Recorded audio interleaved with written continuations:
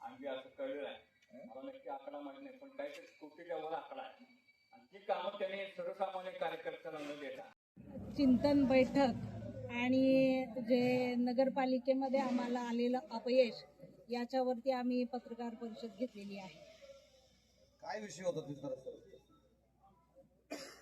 येणाऱ्या जिल्हा परिषद पंचायत समितीचं इलेक्शन आहे आणि याच्यामध्ये आम्हाला भारतीय जनता पार्टीला अपयश येऊ नये, चांगला जनमानसातला कार्यकर्ता नेता कमळाच्या चिन्हावरती त्यांनी इलेक्शन लढवावी आणि आम्ही सर्वांनी मिळून सर्व जुन्या कार्यकर्त्यांनी एकत्र येऊन त्यांचं आम्हाला तो व्यक्ती जो आहे तो निवडून यावा याच्यासाठी आम्ही सर्वांनी एकत्र विचार विनिमय केलेला आहे. तुम्ही आता या बैठकीमध्ये पत्रकार परिषदेमध्ये जिल्हाध्यक्षांच्या जिल्हाध्यक्षांचा राजीनामा मागता, याच्या पाठीमागचं कारण काय? याच्या पाठीमागचं कारण असं आहे की 2024 या माढा मतदारसंघामध्ये असणारे 7 तालुक्यामध्ये इथला एकही आमदार आलेला नाही. तसंच माढा मतदारसंघातले खासदार तेही आलेले नाहीत आणि आज नगरपालिका इथली एकही आलेली नाही. मग यांचं कार्य काय, यांनी किती तळागाळापर्यंत जाऊन काम केलं आणि कशा पद्धतीनं इथं भारतीय जनता पार्टीला विजय संपादन करून दिला, यासाठी आम्ही राजीनामा मागत आहे. अशीच परिस्थिती राहिली तर तुम्ही बंद करणार? हो, 100% करणार. कशा स्वरूपात असतात? अशीच परिस्थिती राहिली तर आम्ही पक्ष श्रेष्ठीकडे आम्ही जाऊ, सर्वजण तालुक्यातले जिल्ह्यातले सर्व कार्यकर्ते, आणि त्यांच्याकडे आम्ही जिल्हाध्यक्षाचा तर राजीनामा मागूच.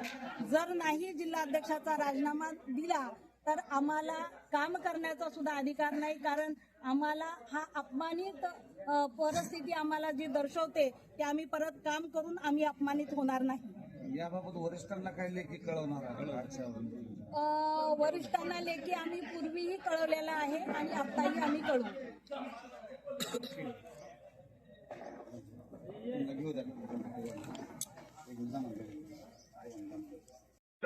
चालणार नाही. आमची पक्षश्रेष्ठीला सुद्धा आम्ही विनंती केलेली आहे. पक्षश्रेष्ठीपर्यंत हे निरोप आम्ही का विचारात घेतलं नाही ते आता जिल्हाध्यक्षांनाच आपण तुम्ही सगळे निष्ठावंत कार्यकर्त्यांची बैठक आहे असं म्हणता. तुम्ही निष्ठावंत कार्यकर्ते, मग तुम्हाला सगळी बोलवून केलं, मग तुम्ही त्याच वेळी त्याचा राजीनामा का नाही मागितला? नाही, आम्हाला ती नगरपालिका व्यवस्थित काढणं गरजेचं होतं आणि आम्हाला असं वाटत होतं की ते काढतील. नगरपालिकेत उमेदवार कमी होते भाजपचे, तुम्ही मग सांगितलं बोलताना.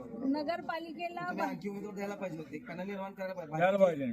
भाजपची जर राज्यात सत्ता असेल, देशात सत्ता असेल, सांगोलमध्ये पॅनल का नाही उभारलं भाजपचं? पूर्ण पॅनल उभा करा पाहिजे. का नाही झाले?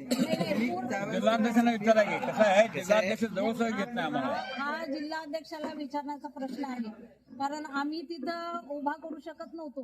जिल्हाध्यक्षांनी उभा करायला पाहिजे होता. मी ह्या विषयावर त्यांना काम करतात. त्या काम करत असताना तुम्ही आज सांगोलमध्ये भाजप हे अत्यंत महत्वाचा पक्ष, सांगोलचं अत्यंत महत्वाचा पक्ष भाजप मानला जातो. देशात तर आहे, राज्यात तर आहे, सांगोल महत्वाचं आहे.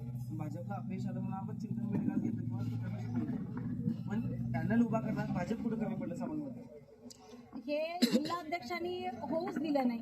जिल्हाध्यक्षांनी कमळाच्या चिन्हावरती यांनी इलेक्शन लढवायला पाहिजे होती. कमळाच्या चिन्हावरती उमेदवार द्यायला पाहिजे होता. पॅनल उभा करायला पाहिजे होतं, ते उभा केलं नाही. हो का, पुढच्या काळामध्ये आम्ही मगाशी तुम्हाला सांगितलं की नाही, संजय बाबर, सुपेकर ही माणसं त्या काळी सुमित्रा लाडे किंवा वैजयंती देशपांडे, दमयंती देशपांडे या कमळ ह्या चिन्हावर आम्ही लढवलं होतं. आता आम्ही जिल्हाध्यक्षांची म्हणून प्रपोजल त्यांनी मान्य केलं नाही ना, आम्हाला चर्चेलाच घेतलं नाही. 425 मतं पडली कमळावर. आमच्या जोपर्यंत आमच्या ताब्यात हे होतं तोपर्यंत आम्ही कमळ राजीनामा तुमची मागणी काय असणार आहे? आमची मागणी ह्या काय, आता ताईंनी सांगितल्याप्रमाणे खासदारकीला मागं राहिलो, विधानसभेला मागं राहिलो, नगरपालिकेत मागं राहिलो, अकार्यक्षम आणि जिल्हाध्यक्ष आहेत असा हा जिल्हाध्यक्ष ठेवून आपलं पार्टी वाढवण्याच्या त्यांनी त्यांचं ते आवडतं ठेकेदारीचं काम करावं आणि पार्टीच्या संघटनात्मक काम करणाऱ्या माणसाला संधी द्यावी. कोण का असं ना, राजीनामा नाही झाला तर बी प्लॅन तुमचा काय जिल्हा कसं असतंय, ही केडर बेस्ड पार्टी आहे. त्या पार्टीमध्ये आम्ही वरिष्ठापर्यंत आमची मतं मांडू शकतो. वरिष्ठांना शेवटी काय निर्णय पार्टी घेत असते. शेवटी भाजपचे आम्ही निष्ठावंत कार्यकर्ते आहे. जोपर्यंत